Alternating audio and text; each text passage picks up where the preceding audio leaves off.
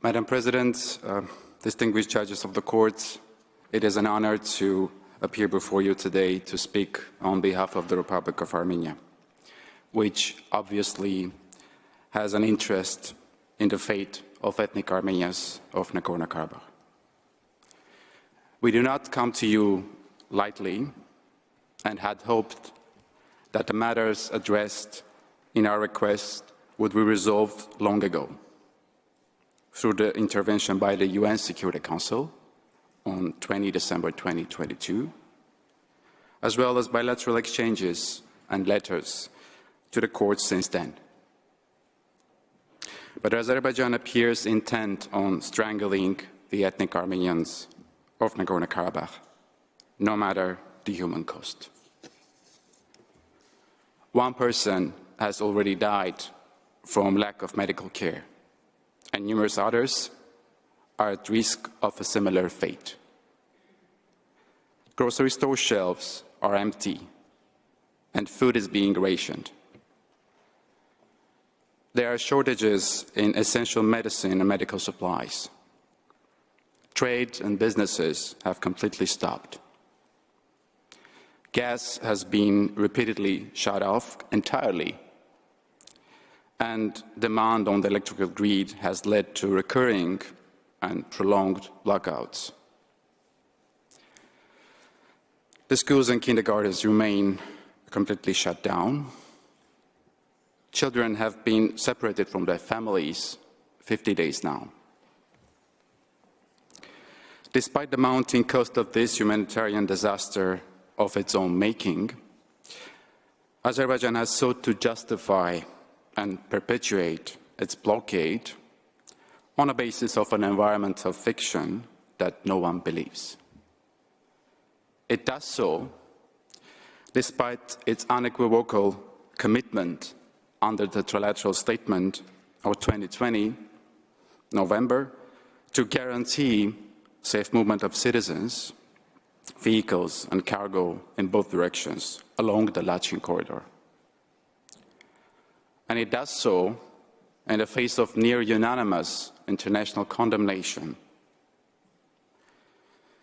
including from the EU, the Council of Europe, United States, France, and numerous other states, as well as Amnesty International, Human Rights Watch, and countless other independent observers and organizations. Over a month ago, the European Court of Human Rights ordered Azerbaijan to take all necessary measures to ensure safe passage of seriously ill persons in need of medical treatment in Armenia, and those stranded on the road. And yet, Azerbaijan ignored the Strasbourg court as well, prompting it to take the extraordinary step of notifying Azerbaijan's non-compliance to the Committee of Ministers of the Council of Europe. I therefore appear before you in this great hall of justice as a last resort. If the court does not act quickly, the ethnic Armenians of Nagorno-Karabakh will be faced with an impossible choice: to leave their ancestral homes or to stay there and starve. President Aliyev has made that plainly clear. He has explicitly demanded that ethnic Armenians in Nagorno-Karabakh, quote, leave, end of quote. He has stated that Azerbaijan's, and I quote, main duty was to expel the Armenians from our lands, end of quote.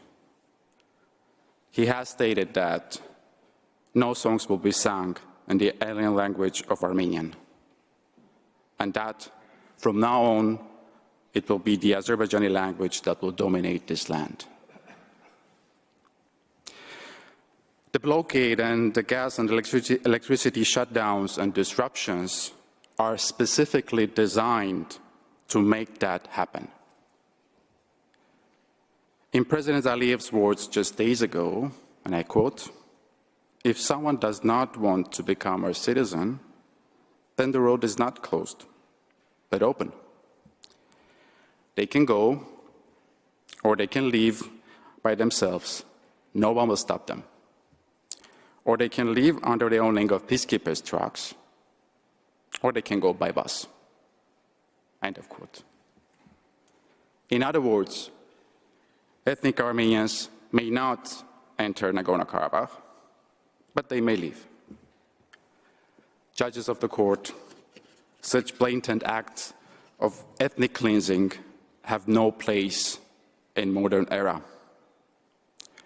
And this court is the last hope for the ethnic Armenians of Nagorno-Karabakh. Madam President, judges of the court, with your permission, Armenia's distinguished counsel will now take the floor to present the remainder of Armenia's case. First, Mr. Lawrence Martin will address the facts justifying Armenia's request. Second, Professor Linos Alexandros Sicilianos will address the prima facie jurisdiction of the court, the rights for which protection is sought, and the link between such rights and measures requested. Third, Dr. Konstantinos Saloronidis will address the irreparable prejudice and urgency requiring indication of provisional measures. Fourth, Professor Pierre Dargent will discuss the provisional measures requested. Finally, I will briefly return to the floor to read Armenia's submissions. I thank you, Madam President, distinguished members of the court, for your attention and careful consideration of Armenia's request. I now ask that you call Mr. Martin to the floor. Thank you.